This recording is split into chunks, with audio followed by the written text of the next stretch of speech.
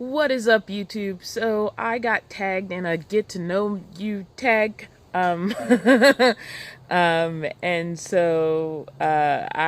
doing my response video. The I'm messing this all up. Let's try this one more time. What's up, YouTube? I got tagged in a get to know you tag. By LocStar Naturalist, who is a frequent commenter in my comment section. And so I am going to go ahead and get to that get to know you tag.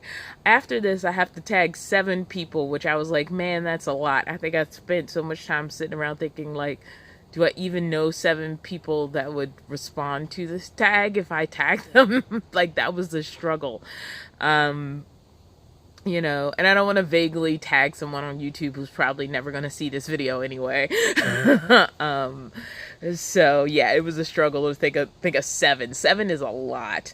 But let's go ahead and get to the questions. So the first question is, and I'm looking down because I have my phone down here with the questions. What is your name and who named you? My name is Dawn, and my mom named me Dawn because I was a new beginning for her, and dawn is the beginning of a new day. So that's basically how I got the name Dawn. If I was a boy, my mom said she still would have named me Dawn. It just would have been D-O-N instead of D-A-W-N.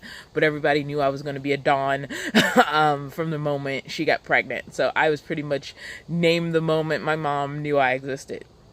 2, how many siblings do you have? I have 5 sisters who were all adopted. As far as like legally, my siblings, there's 5 younger siblings. 3 of them were biological sisters, and the other 2, were not biologically related to any of us. But yeah, there's 5. They're all back in Baltimore. So yeah. Were you close with your cousins growing up? Yes, because the aforementioned siblings happened later in my life. So at that point, I was already an older teenager. My mom started taking foster children when I was like 8. But her age range stayed the same while I continued to grow up. So by the time we got to the 5 who stayed and legally became my sisters, I do have some people out there I consider my sisters still, even though they were only ever legally foster children and they eventually left the home. I still kind of consider them my sisters. We were still sisters, but in the legal sense, we aren't. But getting back to the uncomplicating things, as far as my cousins, the point is, I grew up basically with my cousins as my siblings. I mean, we were like super, super close growing up. I'm not in contact with a lot of them on a regular basis. Like, we know each other out there, have some vague sense that everybody's, okay and alive, but I'm not really close to them as an adult. But as a kid, man, we were super close. Like they were more my siblings growing up than any siblings that were living in my house. Like, especially because my grandmother owned a daycare. And so as we got older and became school-age children, we went there after school, and we stayed there after school until our parents would pick us up for many of my cousins. And then we helped out with the younger kids, and, it kept us from just like, being latchkey kids, I guess. But yeah, growing up, I was very close with my cousins. Do you or did you have a special bond with your grandparents? These are more complicated questions because, again, it's based on sort of this traditional sort of family. I loved my grandmother, who is now passed. She was not my mother's biological grandmother. She was my mother's foster mother, who my mother came to live with when she was 14 and lived with until she became of age, and still considered her mother even after she had passed the age of 18. And I grew up with that woman as my grandmother. I did meet my biological grandmother. I was not close with her.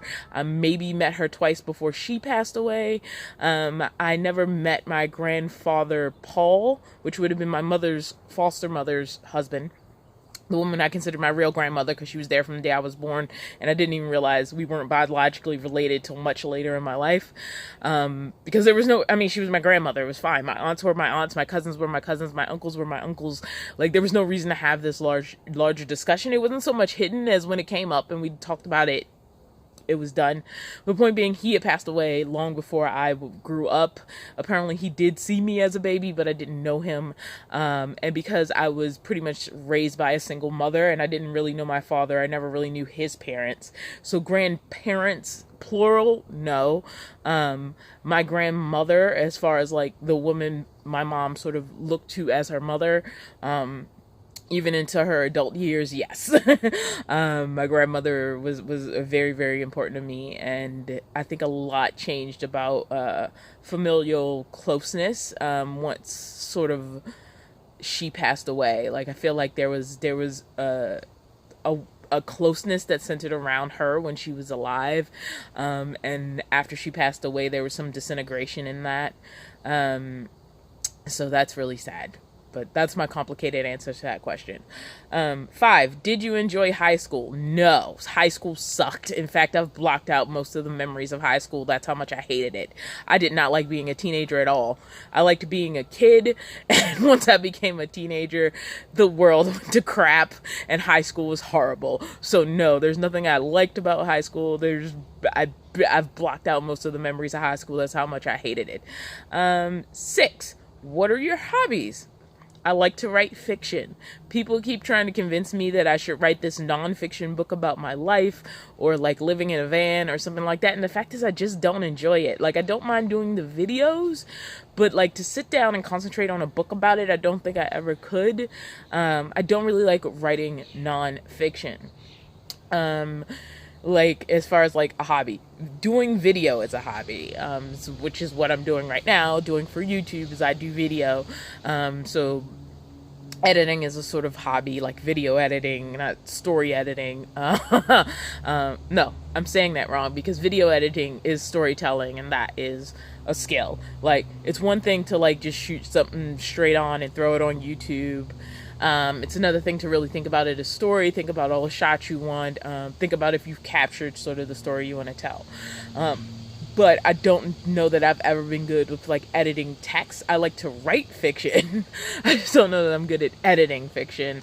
Unfortunately, editing is like a huge part of storytelling. So I do it happily when I want to tell a story, but I don't think I could ever do it as a job for other people. It's one thing to edit myself, which you should always get a third person editor, because you're always going to see sort of what you meant to write instead of what you did write to some extent. But yeah, that doesn't really answer the hobby question. Really, writing is my hobby. Writing fiction specifically, a lot of it is fantasy and science fiction based. Not a lot of like real life. I do have a novel based in historical fiction, and that's about the closest I've ever gotten to writing like this reality as we know it.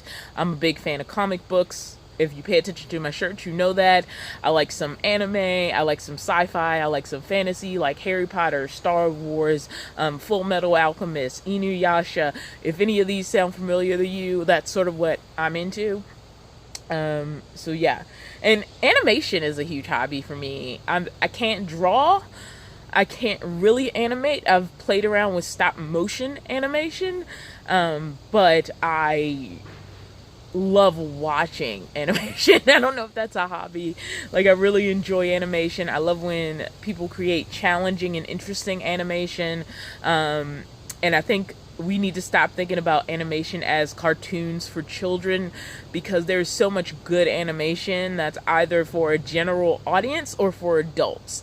And and it's not just, people tend to think of, oh, adult animation is sort of like this dirty thing, and it isn't all this dirty thing. There's some really cool like animated series and shows that are for adults and so good, and I freaking love it. I don't know if that answers the hobby question, but that's as close as you're getting to it.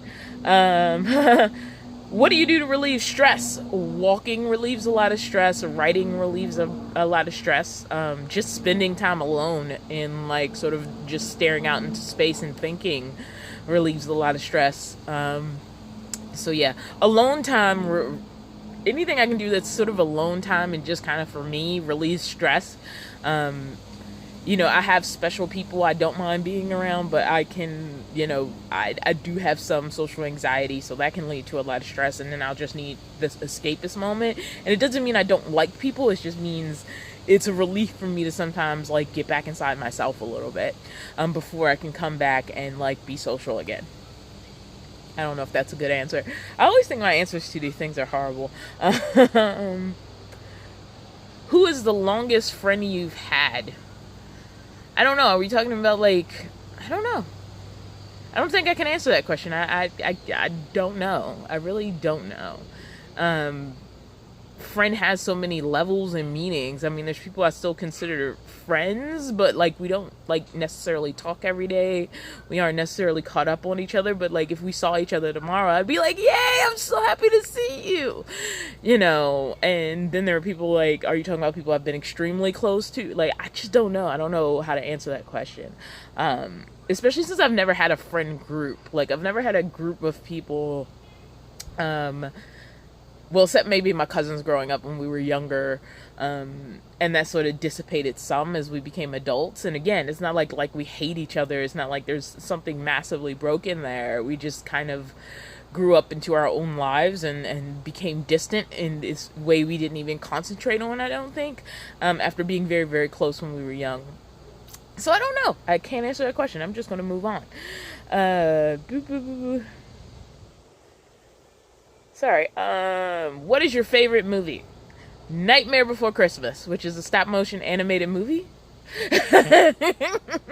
So I'm gonna put that there. What is your favorite book? I could never answer this question. There's way too many books. I can tell you some books I like. As far as like things I haven't probably mentioned earlier when we were talking about hobbies, I definitely like the Harry Potter series. I have not read Cursed Child, and I probably never will. I like, there's these books by this writer called Sarah Waters. There's Fingersmith, Tipping the Velvet, The Stranger. I like all of her books, basically. Anything by Sarah Waters I like. Yeah, there's just too many books in the world. The Neverending Story is a great book. I know a lot of people know it as a movie, but it's really an amazing, amazing, amazing book.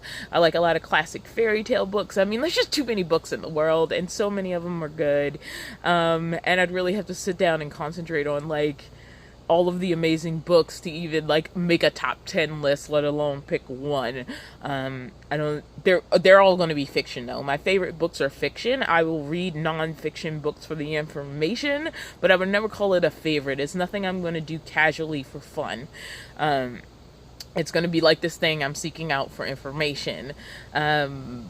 But they're not my favorite. Like, they don't bring me joy. Escapist fiction really brings me like joy and escapism and sort of that, you know, laid back, I'm somewhere else, you know, sort of feeling. So there's like no one. Favorite thing to do on a stormy day? I mean, probably the stuff I've mentioned before: stream Netflix, read a book, write. I mean, it depends on my mood. It could be any of those things. I don't even mind sitting out on the porch while it's like storming, as long as it's not like, oh, I'm gonna get soaking wet. But I don't even mind like being in some sort of protected way, watching things happen. I'm assuming we're not talking about something that's gonna, like, you know, send trees into people's houses, and more like it's just very loud and rainy and there's like a you know, thunder and lightning. That's actually kind of pretty sometimes to watch. But if not, like, I'm shut in, any of those things will do. Reading a book, watching some Netflix, listening to music, like all that stuff is good. Favorite thing to do when the weather is perfect? Go on a nice walk. I don't know. Yeah, I guess. Do you prefer the big city or a small town? Small town, no question. Did I hit all of these? I think I hit all of these. And number 14, which is the last one. What is the first thing you want to do when this virus is over or under control? I mean, I'm doing it. I'm moving back into my van. But I was going to do that anyway. Like, I mean, like, when it's really, really settled. Right now, I feel like we're at the point of trying to transition back into normalcy. I feel like people are getting very lax, maybe more lax than they should. But the first thing I want to do, you know, hopefully in a couple months, is really start planning where I'm going next. and a lawnmower just started up, or some sort of loud yard equipment. Figure out what I'm doing next. I mean, like, I'm not planning anything because I feel like any plans I make will be for naught, and so there's no point in planning. That's basically my reasoning on the thing. Editing Dawn here. So basically the yard equipment kept going, and I didn't get through my list of people I wanted to tag, so here I go.